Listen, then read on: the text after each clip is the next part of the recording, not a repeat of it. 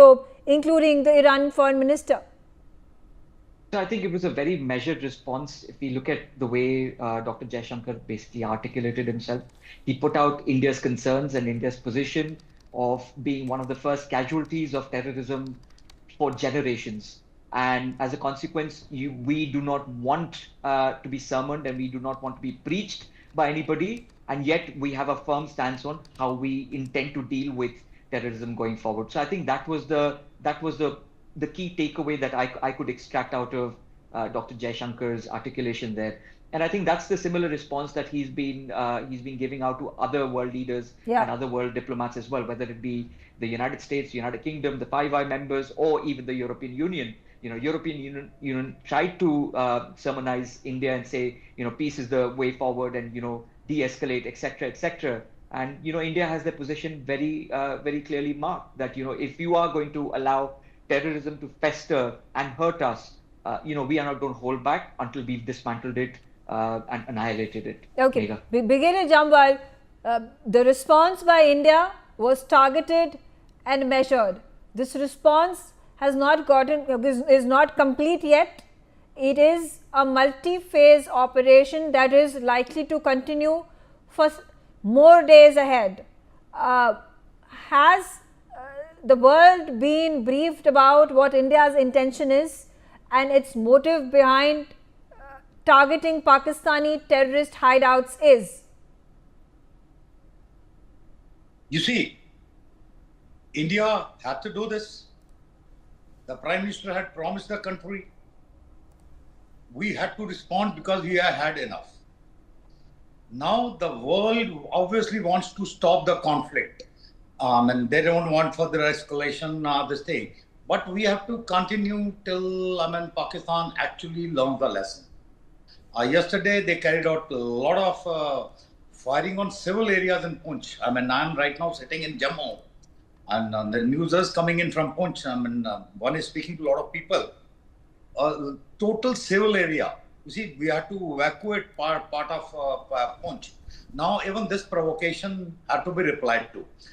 If you heard the ISPR, he is claiming that not only terrorist targets, some of the military targets were also hit, including the headquarters in Rawalpindi yesterday night. That's what he said. It was a drone attack, this thing.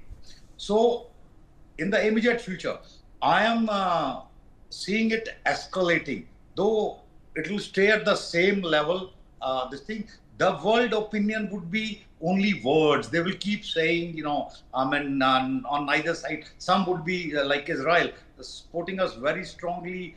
By and large, the others will stay neutral. Maybe we had a few more who will be very strongly with us. But then that doesn't matter. You see, India is in a position now where, you can't be bogged down by the opinion, by others' opinion. Because the opinion will come in our favor when it's all over. Inside, they're all saying good riddance. They've done a good thing. It is just that, for the sake of it, they are maintaining a little bit of a neutral profile. You saw what happened in the Security Council meeting. Not even China spoke openly in favor of Pakistan. And what if it is to be believed, Pakistan was being asked, what are these terrorists doing in your country? Why are they there? This thing. So to that extent, Pakistan is isolated, coupled with its diplomatic isolation is its economic issues. Okay. The way their economy. Okay, we're getting more information, and Pakistan has halted its stock trading as its frontline index slides 7.2%. Pakistan's Karachi 30 index falls 10% in the last 2 days. Sharat Kohli, shed more light into this stock market crash that has been witnessed by Pakistan, on the basis of which it has decided it was forced to halt trading altogether. Good afternoon, Megha, to my fellow panelists and to the Newsx viewers and to you as well. Well, I'm not surprised. If you look at the Asian indices, we look at Singapore, we look at Korea, we look at Japan. Of course, we look at India, we look at China. Well, we really don't count when we monitor the indices. We don't count Pakistan index. Pakistan index has only come to light in the recent days when all this started happening. The KSE 100 is called the Karachi Stock Exchange Index 100. So it's not a very, very credible or a very, very prominent index anyway. So I'm not surprised by this falling, because Pakistan, you see, corporate world survives on stability. Corporate world survives on investments. Corporate world survives on some kind of streamlined, corporate business activity. Well, none of this exists in Pakistan.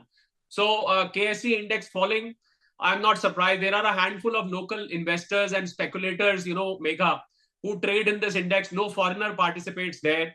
There is only a very, very limited local interest in Karachi and some of the other places where people do trade and invest.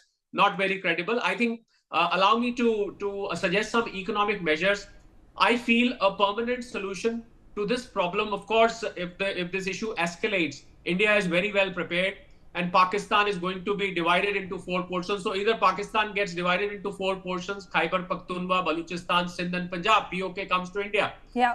Until such time, Megha, the best way is people who are funding Pakistan, I mean IMF, World Bank, UAE, China. I think we should strengthen the diplomatic efforts to make sure that this funding is discouraged. Number one. Number two, very important measure. With the countries with which Pakistan has business dealings, trade dealings, we should try and approach them diplomatically to discourage and discontinue these dealings, apart from things like Indus Water Treaty. I think Pakistan will come down on its knees, Megha, if it is squeezed economically. Militarily speaking, Masood Azhar is still on the run. The others are still on the run. So after some time, Balakot was done. After some time, they will again spring up and do something stupid. So best way is to squeeze Pakistan economically so that they come down to the knees and the nation breaks. People come on the streets because of hunger, because of economic reasons, and it will